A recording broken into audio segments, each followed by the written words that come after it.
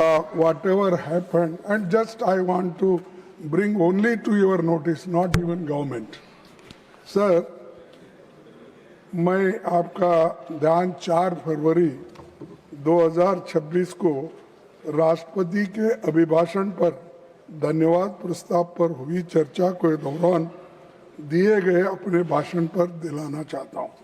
मैंने अपनी तरफ से आरंभ में ही इस बात को स्पष्ट रूप से कहा था कि राष्ट्रपति का अभिभाषण राष्ट्रीय महत्व के मुद्दों को उठाने का एक बेहतरीन अवसर था, पर वे बातें अभिभाषण में परिलक्षित नहीं होती।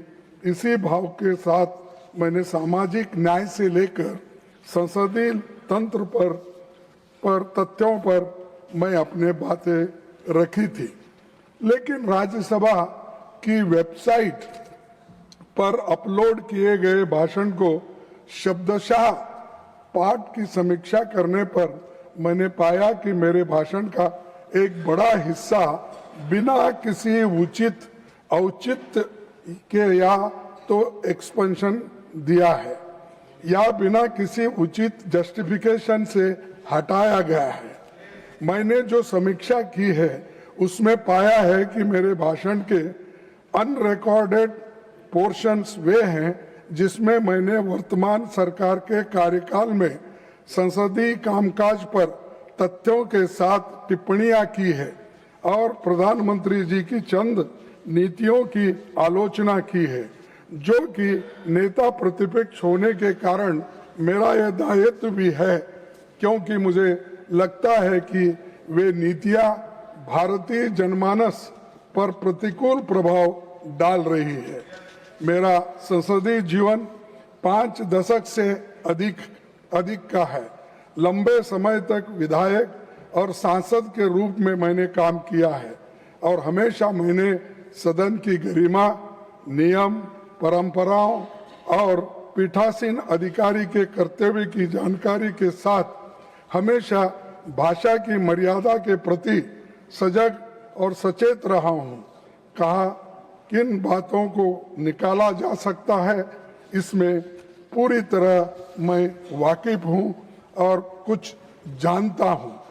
सभापति जी, आप जानते हैं कि rules of procedure and conduct of business rule council of states नियम 261 केवल विशिष्ट और सीमित परिस्थितियों में ही लागू होता है।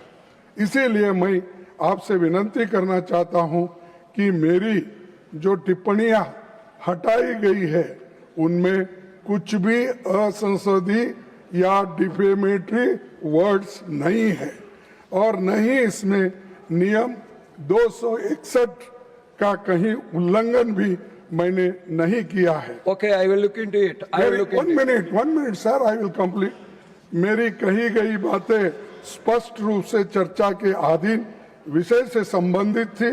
वे पूरी तरह से धन्यवाद प्रस्ताव के दायरे में आते थे और इसलिए मुझे लगता है कि मेरे भाषण का इतना बड़ा हिस्सा काटना, हटाना ये डेमोक्रेसी के खिलाफ है और फ्रीडम ऑफ स्पीच के खिलाफ है।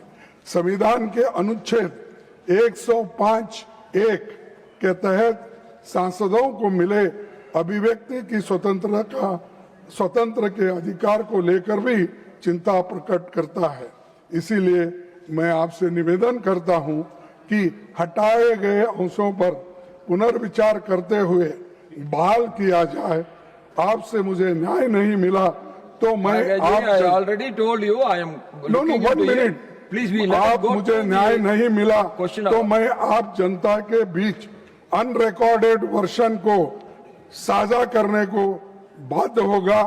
उस वक्त मुझे आप ये नहीं कहना आपने रूल्स ऑफ प्रोसीजर का उल्लंघन किया। No, that cannot be done. That cannot be done. How you are an elderly member? How you can say that? Why? When it is expended, it is That's why, expended. whatever- Whatever is expended, Sir, it is expended. Let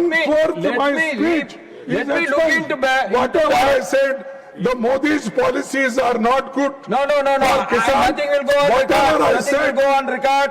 Yes. I am telling you now. It is Nothing my will, right, sir. I already You assured you I'm Always going you to- should not protect I Modi ji. am, no. Modi ji is one allow of the you to member speak, and to he is the express first yourself. man in And, this house. No, It is I am my telling you, right. I am looking into it. It is Then my how right you can say to criticize his policy. It expose is it my outside. right No, to that is not criticize correct. That is not government. correct. Whatever government speaks FM, lies. FM. Sir, you should restore No. immediately. No. That is not correct. I am not agreeing to your point. This is not correct. This is not democratic. You are instructing the chair. That is not correct. FM. Sir, I just want to respond through Yes, you. please. I want to respond to the Honorable Leader of the Opposition who stood up to question your decision making. The Leader of the Opposition has stood up to question your decision making. I want to quote from the Rules 261, sir. Proceedings of the Council. If the Chairman is of the opinion that a word or words has or have been used in debate which is or are defamatory or indecent or unparliamentary or undignified. Hold on. When you read the rules, we have to listen. Listen to the rules It is that I your am right reading to, out. speak, na? I have allowed here. So, sir, I'm repeating. Yes, it's a rule that I'm quoting. Minister or a member.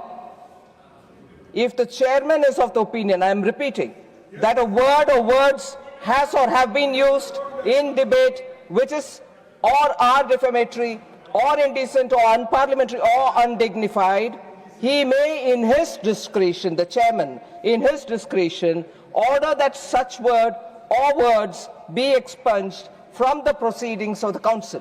What the Leader of the Opposition is trying to suggest here is on his own judgment, he thinks he's done nothing undignified.